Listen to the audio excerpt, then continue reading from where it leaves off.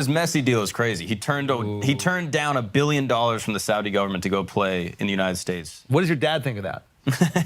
My dad probably, I would say, even though Messi's from Argentina, if I told my dad about that, my dad would say Messi's an American hero. That's what he would say for turning down the Saudis. But I think at that, I get it, but I think at that point, it's not about the money, right? I mean, Messi has more money. He's free.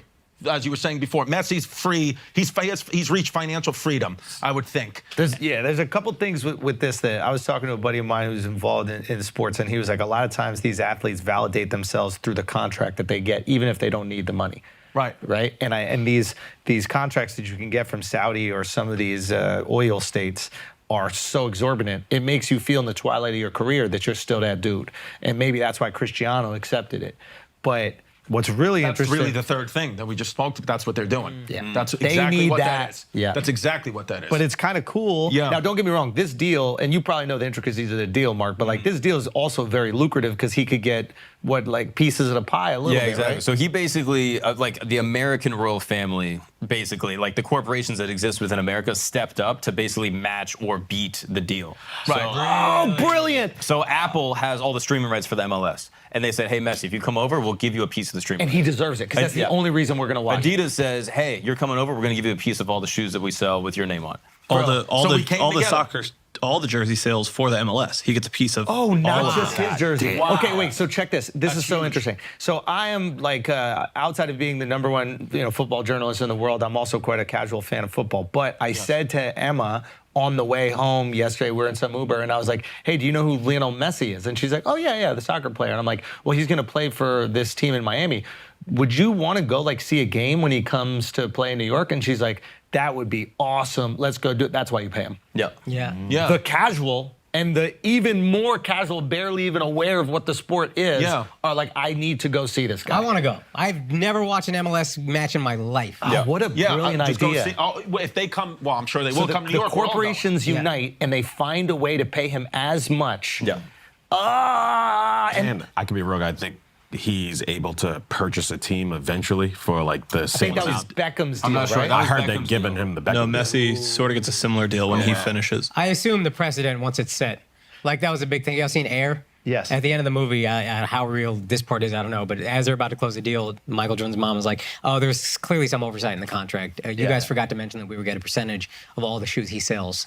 And the reason Nike was really fuck is this sets a precedent. And now this is just what it's going to be. Dude, do you know Jordan only made $93 million in his career, but is worth $5 billion today? Yeah, that's so crazy. So talk about that ROI in what it, so I mean 93 million is insane, but people need to give credit to Michael Jordan's business, because I know he makes $400 million a year off the sneakers. Just the shoes. Because I know 93 in his whole career. Yes. And keep in mind, the last contract he signed, I think, was a $36 million a year contract. Remember Jerry Stackhouse was like, aren't I worth a third of Jordan?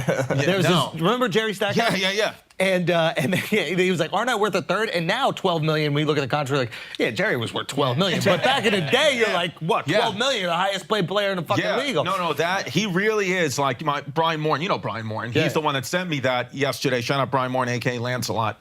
This guy's got, you've never seen this guy's got a haircut like a medieval knight. Yeah. But he rocks it. He looks good.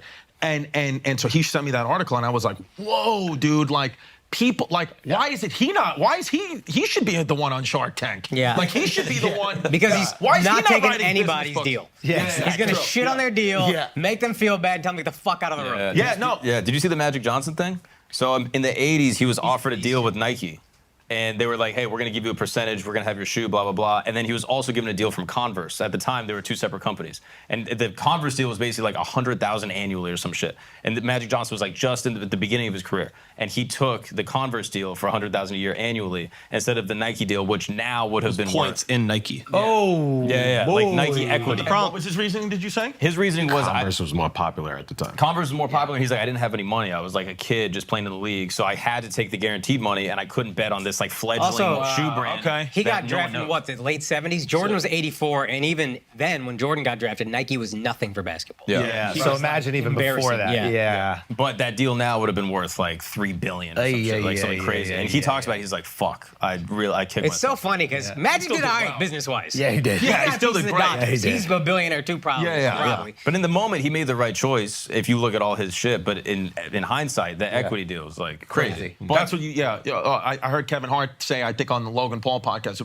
try as much as you can to work with companies, not for companies. Yeah. And I feel like that's that mindset that makes you super rich, is when you're just, we're all in this together, give me a piece, I'll take less money up front, but let me, bank on, that's what Warren Buffett does. Warren Buffett's just like banking on the companies that he thinks are going to go the furthest. He's like, give me a piece. And then, you become rich like that. Yeah. Everybody wins.